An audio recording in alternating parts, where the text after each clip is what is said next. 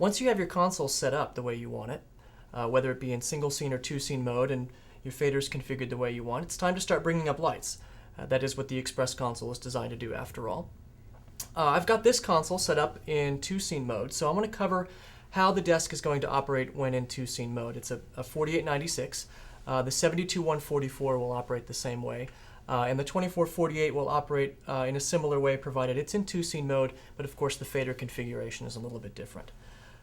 The basic concept behind two scene mode is that you're manually setting up your lights using your faders. What that means is that if I wanted to bring up channel 1, I simply go up to my channel 1 fader and I can increase its intensity. As I push the fader up, the intensity of the channel will show up on the display. I can then move down the line and bring up some channels in scene A. And basically, as I'm doing that, I'm bringing up the lights and any dimmers that are assigned to those channels. If I am in single scene mode, I can continue working my way all the way down and just bring up lights all the way up to channel 96. However, in two scene mode, what I have the option of doing now is setting up a scene here, and I'm going to bring up a bunch of different lights that are down on my second row of faders. And you notice nothing is happening on the display.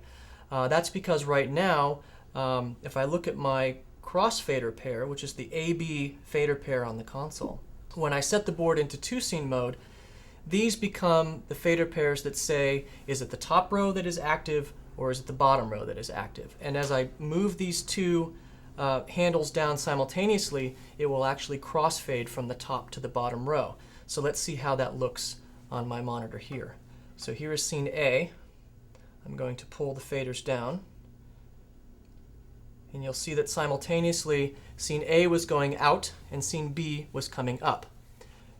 Again, remember down here in my fader status display, you can always see what the status of your faders are. And you can see right here I've got scene A at 0% and scene B at 100%. Now that scene B is at 100%, I can reset what scene A is without affecting what's going on stage, because I have it written down on a cue sheet somewhere. Now I have a new scene for scene A, and when I'm ready for scene A to occur, I simply slide the two faders up together, and I will crossfade from scene B back to scene A. You'll notice that when the faders are all the way to the top, I'm working in scene A because it's the top row of faders. And when my faders are all the way at the bottom, I'm working in scene B because that's my bottom row of faders. And that's the basic operation of two scene mode, and that will carry through to all the Express consoles that are capable of two scene preset operation.